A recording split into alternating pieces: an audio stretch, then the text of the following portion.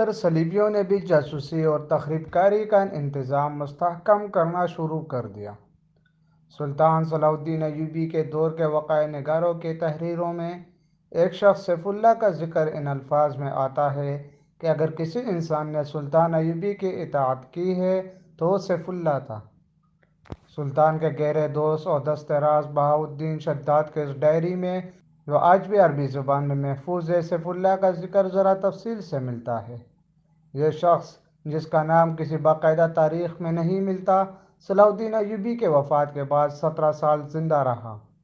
وقائع نگار لکھتے ہیں کہ اس نے عمر کے یہ آخری 17 سال سلطان ایوبی کے قبر کی مجاوری میں گزارے تھے۔ اس نے وصیت کی تھی کہ وہ مر جائے تو اسے سلطان کے ساتھ دفن کیا جائے، مگر سیف اللہ کی کوئی حیثیت نہیں تھی۔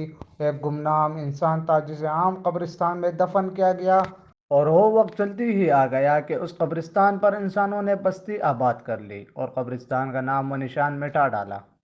تاریخی لحاظ سے سیف اللہ کی اہمیت یہ تھی کہ وہ سمندر پار سے صلاح الدین ایوبی کو قتل کرنے آیا تھا۔ اس وقت اس کا نام میگنانا ماریوس تھا۔ اس نے اسلام کا صرف نام سنا تھا، اسے کچھ علم نہیں تھا کہ اسلام کیسا مذہب ہے۔ صلیبیوں کے پروپیگنڈے کے مطابق اسے یقین تھا کہ اسلام ایک قابل نفرت مذہب اور مسلمان ایک قابل نفرت قوم ہے جو عورتوں کا شیدائی اور انسانی گوشت کھانے کے عادی ہے۔ لہٰذا میگنانا ماریوس جب کبھی مسلمان کا لفظ سنتا تھا تو وہ نفرت سے ٹوک دیا کرتا تھا، اور بے مثال جرأت کا مظاہرہ کرتے ہوئے جب صلاح الدین ایوبی تک پہنچا تو میگنانا ماریوس قتل ہو گیا اور اس کے مردہ وجود سے سیف اللہ نے جنم لیا۔ تاریخ میں ایسے حکمرانوں کی کمی نہیں جنہیں قتل کیا گیا یا جن پر قاتلانہ حملے ہوئے، لیکن سلطان صلاح الدین ایوبی تاریخ کے ان معدود چند شخصیتوں میں سے ہے جسے قتل کرنے کی کوششیں دشمنوں نے بھی کی اور اپنوں نے بھی، بلکہ اپنوں نے اسے قتل کرنے کی غیروں سے زیادہ سازشیں کی۔ یہ امر افسوسناک ہے کہ سلطان کی داستان ایمان فروز کے ساتھ ایمان فروشوں کی کہانی بھی چلتی ہے۔ اسی لیے سلطان صلاح الدین ایوبی نے بارہا کہا تھا، تاریخ اسلام وہ وقت جلدی دیکھے گی جب مسلمان رہیں گے تو مسلمان ہی لیکن اپنا ایمان بیچ ڈالیں گے اور صلیبی ان پر حکومت کریں گے۔ آج ہم وہ وقت دیکھ رہے ہیں۔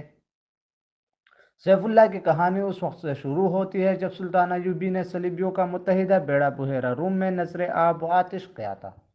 ان کے کچھ بحری جہاز بچ کر نکل گئے تھے۔ سلطان ایوبی بحیرہ روم کے ساحل پر اپنی فوج کے ساتھ موجود رہا اور سمندر میں سے زندہ نکلنے والے صلیبیوں کو گرفتار کرتا رہا۔ ان میں 7 لڑکیاں بھی تھیں جن کا تفصیلی ذکر آپ پڑھ چکے ہیں۔ مصر میں سلطان کی سوڈانی سپاہ نے بغاوت کر دی جسے سلطان نے دبا لیا۔ اسے سلطان زنگی کی بیجی ہوئی کمک بھی مل گئی۔ وہ اب صلیبیوں کے عزائم کو ختم کرنے کے منصوبے بنانے لگا۔ بحیرہ روم کے پار روم شہر کے مضافات میں صلیبی سربراہوں کی کانفرنس منعقد ہو رہی تھی۔